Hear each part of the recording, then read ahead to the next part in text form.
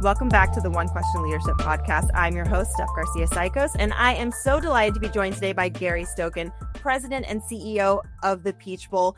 Gary, congratulations. You are retiring at the end of this spring. This is going to be your last Peach Bowl. Congratulations on 47 years in the industry, 28 years leading this bowl. Thank you for joining us. Well, Steph, thanks for having us. I looked up the word retirement in the dictionary, and it said ceasing to work. And when I made my announcement, I said, well, I guess I can't retire because I haven't worked a day in my life in 47 years. I've been in sports, and it's been a passion, and so I'm very, very blessed. I have a very simple question for you to kick this off. You are a basketball guy. You played basketball. You coached basketball at NC State. You've worked at Converse, Adidas with some of the biggest names in basketball specifically. How did you get into football? Well, it's funny. The football guys always ask me, Gary, you don't know whether the football is stuffed with feathers or air. And I just laugh and I say, everything is sports marketing. It's all business. And even to that point, I've taken everything I learned from coaching and just applied it to business everywhere I've been, whether it's been coaching Adidas, Converse, my own sports marketing company, or now at the Peach Bowl and the Atlanta Sports Council. So it translates and transfers very easily. You know, most organizations, you need roles to be played on a team, and you just have to recruit people to specific roles. So in basketball, you recruit a point guard to bring the ball up the court and knock free throws in at the end. You don't want him rebounding and playing the center on defense. You don't want the center bringing the ball up the court. You don't want your quarterback playing tight end. You don't want your tight end playing guard. So in business, you need sales, marketing, legal, finance, and operations. And so you recruit people to those specific roles. I like acronyms as an old coach. So my internal business acumen is teamwork. And I use the acronym TEAM. Teamwork, we all have a job to do. Everybody works with each other together. No job too big, too small. That's the T. The E is empowerment. We recruit you to play a specific role. We empower you. You have to accept that role. We let you play that role, and we empower you to play that role. If we're going to hand you the ball, though, you got to be A in team accountable to the rest of the team. So don't fumble, right? So do your job. And then M is that's the way we manage the process through teamwork, empowerment, accountability, management. And then externally, the way we go to market is through care. C, the customer is always right. Treat the customer with class. A, bring a great attitude to everything you work on. Because if you have a great attitude, you got a chance of making something great happen. If you have a bad attitude, I guarantee you something bad's going to happen. R in care is relationships. We want to develop long-lasting, deep relationships so we can do long-term business for 20, 30 years with you. And then E is excellence. We want to strive for excellence in everything that we do. We don't always reach it, but we're striving for it all the time. So that's the internal philosophy of team, the external philosophy of care. And then my own personal business philosophy is God's gift to you is life. Your present to him is using the talents that he's blessed you with and maximizing those God-given talents. And so I've always developed, the way I look at business, when you want to start a business and put it on a strong foundation, and that foundation needs to be on rocks, which is R is relationships, O is opportunities. You always got to look for opportunities. C is you got to be very competitive. K is you got to have great knowledge of everything about your business. And S, you got to be very strategic. And so I've always looked at that as the way to look at your business and how you're going to create your vision, how you're going to move forward with your organization and your company. That is so fascinating. I really hope that you have all of these acronyms, pasted up around your office, around the Peach Bowl offices.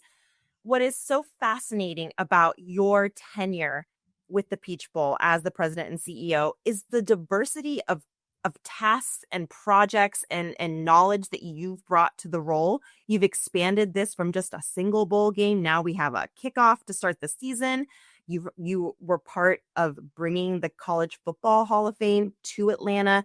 You have done so much in terms of economic development, charitable giving for the city of Atlanta. again, this is a simple question, but what exactly is the role of a bowl game president and CEO? Because you've done a lot in this single role. Well, first off, thank you for the kind compliments. I appreciate it. You've done your homework. You're a fascinating person. Well, thank you. I don't know if my wife would agree with you, but no, I've always, again, using that acronym of ROCKS, I've always looked at things and said, okay, where can we build relationships? Where can we look at opportunities? You have to look around the corner and see what's next, what's coming next. Again, you got to be very competitive if you want to be successful. And then you got to know, and that knowledge is very important. And unfortunately, that's where we suffer right now in college athletics, that the presidents are in leadership positions, but they haven't cast a vision of where college athletics should go. And when you don't have a vision, you have chaos. And God bless the presidents, they're put in positions they shouldn't be put into because they don't have the knowledge that we talked about, because they're running billion-dollar corporations on their campus. And so they can't know everything that's going on in collegiate athletics. But yet we put them in positions to make the decisions to affect college athletics. And so we've lost our way in college athletics. I feel terrible about that because I've been a benefactor, getting a scholarship to play basketball and getting my education for free. And then the relationships I developed helped me to get into society and be a productive member of society with getting employment and getting a job. So, we've got a lot of work to do in college athletics, and I'm afraid there's not a focus. There's not anybody that's really looking at, let's say, college football on the whole and trying to develop what the solutions are to the problems. There's a great quote from Nick Saban, your friend, who says Gary has always understood the power of relationships in college football, and I'm sure just across the board in general. I'm curious, this understanding relationships, is that something that was natural for you, when you were younger, when you were a student athlete yourself? Was that something you were good at, or did you have to kind of learn and practice that?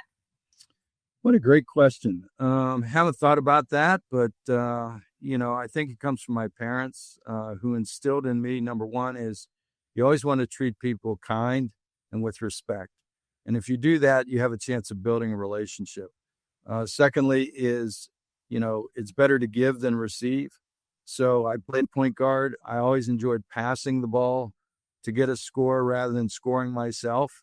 They also instilled in me, if you're going to do something right, do something right the first time.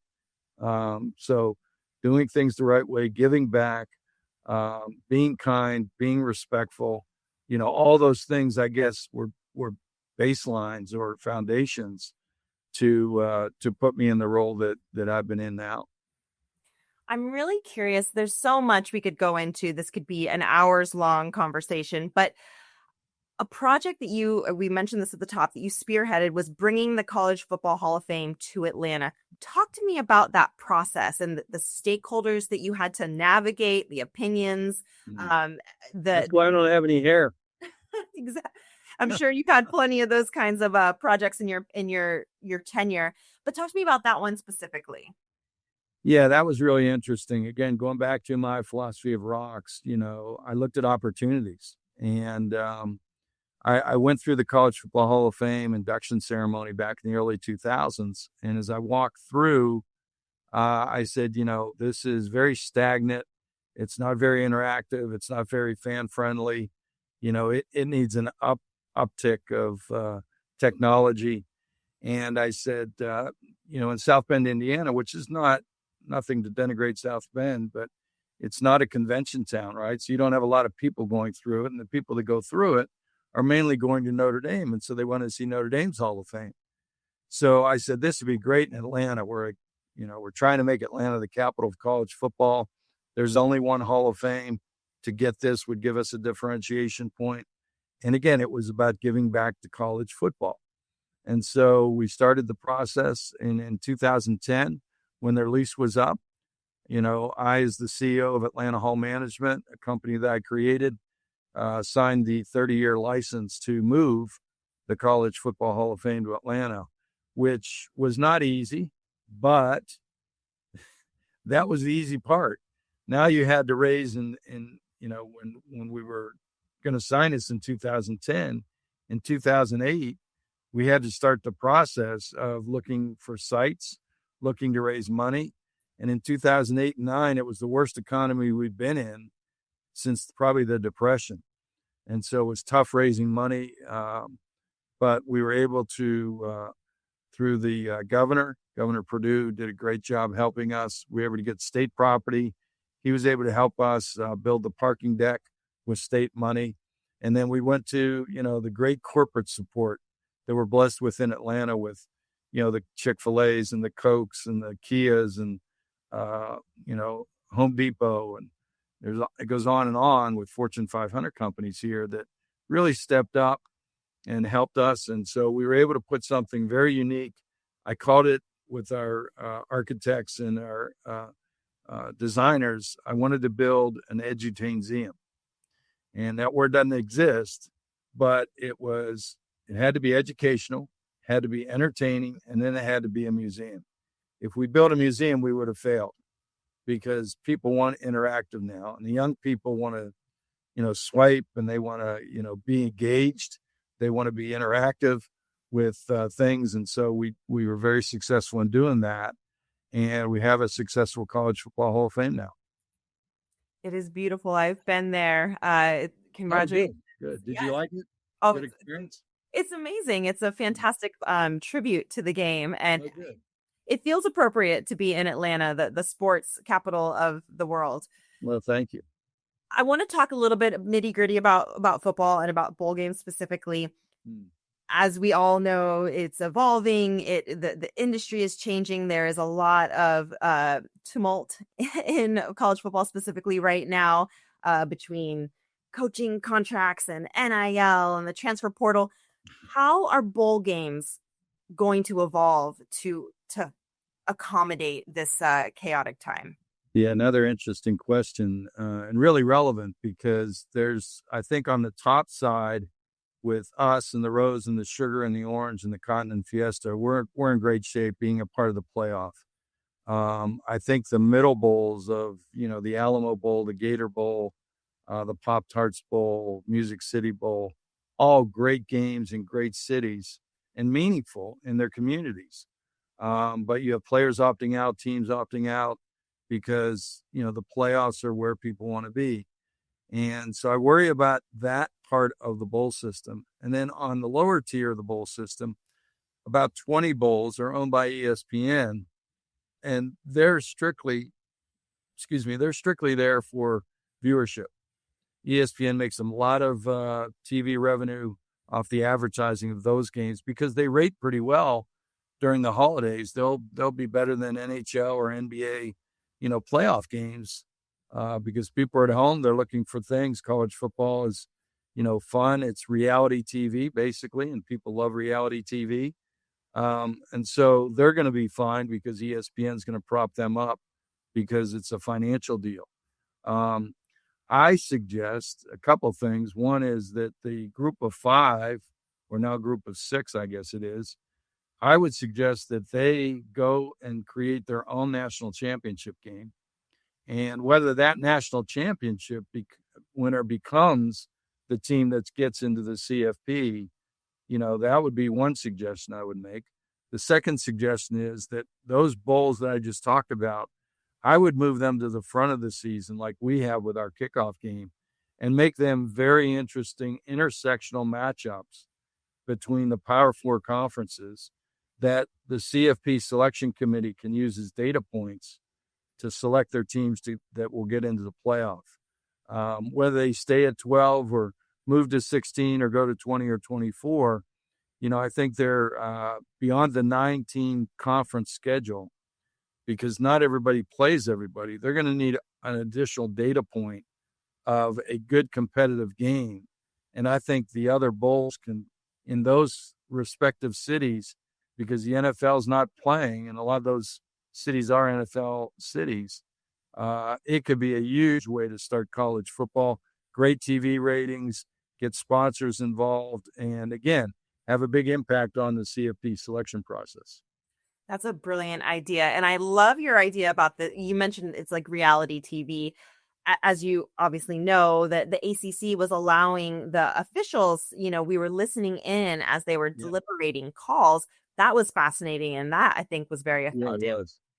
How else can we add this, real time behind the scenes reality TV aspect to a game? Yeah, I think the TV networks are challenging themselves. Obviously, the pylon, cameras have been good. I still remember sitting with ESPN and with the major bowl games, and they said, "How else can we improve ourselves?" And I said, "Well, you've been very successful with Peyton Manning and Eli Manning on your NFL broadcast. Why not bring that to college? And have a college." Pat McAfee, and they brought Pat McAfee to, game day, but, there may be a broadcast that you can use and have Pat McAfee and have him have guests on during the broadcast of the college football. And so if you're playing, let's say Alabama's playing, all of a sudden you have Nick Saban come on, with Pat McAfee, and they're talking about what he did at Alabama, or Mark Richt during a Georgia game, or Bo Jackson during an Auburn game, or Herschel Walker during a Georgia game. So I think that would be a great way to bring a little bit more reality TV. And people love the stories, right? They love watching the game, but they love hearing the background of the stories. And so that'd be one way I would suggest to do it. That would be so fun. I think we would love to hear Nick Saban kind of give some play-by-play analysis Yeah. um, there. Similar question as we talk about the bowls evolving. How is the role of president and CEO going to evolve for these bowl games? If we look at your resume, you bring such a strong sports marketing and athlete centric background. You've coaching in your background. What will the ideal resume look like for the next generation of bowl presidents? Yeah, Steph, I think, as you said, we're evolving and you have to morph, right? I've always believed that you have to be in continual improvement. And if you don't, you stagnate, you die. And so, we back when I took this job in 1998, I was president of a sports council and also president of the Peach Bowl. And so you were able to leverage off those relationships to get things done and the corporate support you had. And it's interesting since we did that, Tennessee, the Music City Bowl's done that where they run the sports council and the bowl. The Gator Bowl's done that. San Diego's done that. Charlotte's done that. Orlando's done that. So they all followed our plan because we were so successful making Atlanta the sports capital of the world after the Olympic Games. With what we accomplished in the sports council, and then what we were able to do with the bowl game, that a lot of bowls are transitioning into and morphing into entities that oversee sports in that city. Why? They have relationships with the facilities. They have relationships with the corporate support, the government support in that city. So it makes all the sense in the world to do that. That really creates a different profile for these roles. It might Yeah, not be right. for the traditional, I was a coach and now I can transition to this, or I am an athletic administrator out of college and I can transition to this. That requires a different level of background and knowledge. No doubt about it. You've got to be a sports marketing businessman, and even athletic directors now, if they're not business people, and I think that's some of the things that's hurting college athletics is, ADs came from, a coaching background, a long time ago now that it's morphed a little bit more, but it needs to take on another evolution that these ADs now need to be revenue generators. And so they need to be creative. They need to bring concerts to their facilities. I mean, they have facilities, huge, great facilities on campus.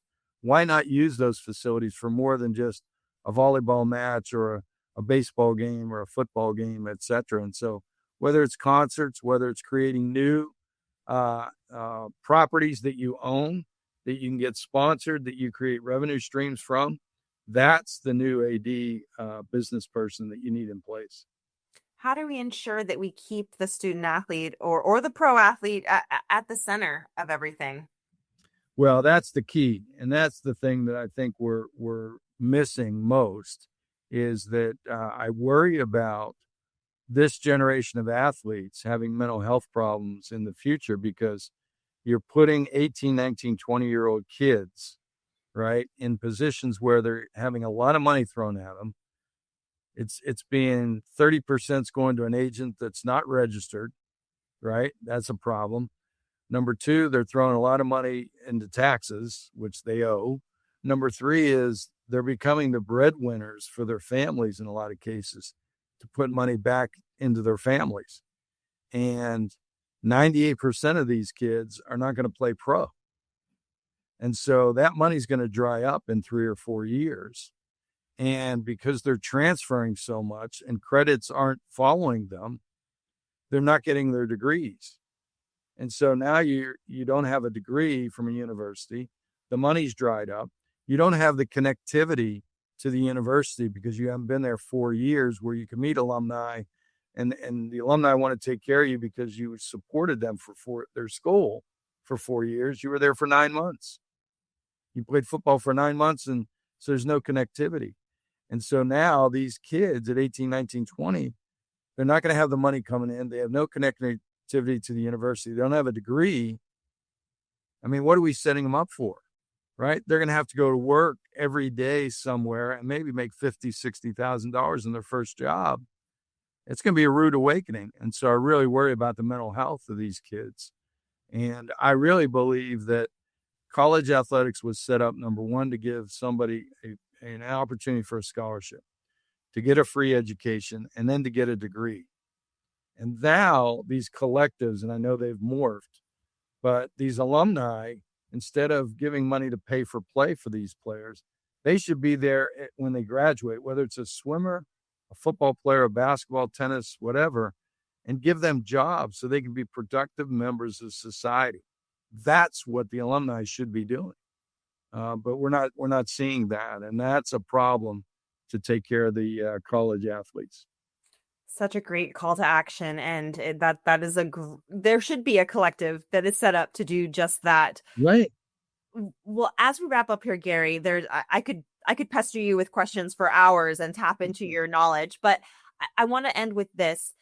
Take yourself back to get to the Gary Stokan who was a basketball coach at NC State. Sit down with him on his first day. He's about to go out there and start coaching the Wolfpack, and say, what advice would you give to him with the knowledge you have today of everywhere that you're going to go and all of the journeys that you're going to be on in your career? What advice would you give to that version of Gary Stokan? Well, I think number one is faith. You got to have a faith to have a strong foundation. Number one. Number two is your family is the most important thing you have. You know, it's funny. I was reading the other day about retirement and getting older. And someone said that, you know, when you start to get older and your kids are having their kids, you know, you start to think that, well, life is starting to be over. And then all of a sudden you get grandkids. And that newness, that youngness, that freshness, that enthusiasm in life hits you again because your grandkids, in my case, I've got a 10, an 8, a 7, and a 5-year-old grandsons. And they become your new life. You know, everything revolves around them. And so it brings you younger again because you better be young hanging out with 10 and 8 and 7 and 5-year-old kids. And so it's a neat transition I'm going through in life. As my business career ends, I'll have a consultancy, a company that, you know, if anybody needs me to, you know, consult with them, I'll be glad to give back, obviously, because that's the way I was taught. And, you know, the knowledge I have, I should give back because I want college athletics to be successful because I was a benefactor. So I'll have an LLC consulting company. But I'll spend a lot of time with my grandsons, and God bless my wife. Hopefully she's ready for me to be home more than I have been over the 47 years. But she's my best friend, and so I'll enjoy being with her. And then my 2 daughters and 2 son-in-laws. We're blessed. We've got a great family that's close. Everybody's 10 minutes away. And so, I really enjoy that. But I'd tell him to, number one, I have a couple sayings: enjoy the journey, right? You got to enjoy the journey every day, who you're with at that moment. You can't say, oh, when I retire, I'm going to do this. You may not get there. You may not have the money to do that. Your health may not last. So you got to enjoy every day and everything. I'm enjoying this being with you completely. I mean, this is where I'm focused and really getting a lot out of this. And so I would tell him to enjoy the journey. And the other thing that I tell people and I tell myself, and I end every email with, is have an attitude of gratitude. If you have a great attitude, a positive attitude, you got a chance of making something great happen. And life's going to smack you in the face. There's going to be adversity. But if you have a great attitude to move forward in a positive way, you got a chance to be successful. You can't let people, you can't let occurrences, you can't let life get you down, because people don't care, unfortunately. And especially in this society where everything's immediate gratification and it's all social media led. And that goes back to having that faith. You got to have a strong faith to have that attitude of gratitude. So I would say enjoy the journey and have an attitude of gratitude. Such great advice, such good reminders for all of us, especially as we launch into bowl season and into the CFP. Gary Stokan, congratulations, 47 years in the industry, and we are excited to follow along with your next phase. Oh, thank you, Steph. This was a great interview. I appreciate your questions, and I appreciate you having us and your interest in us.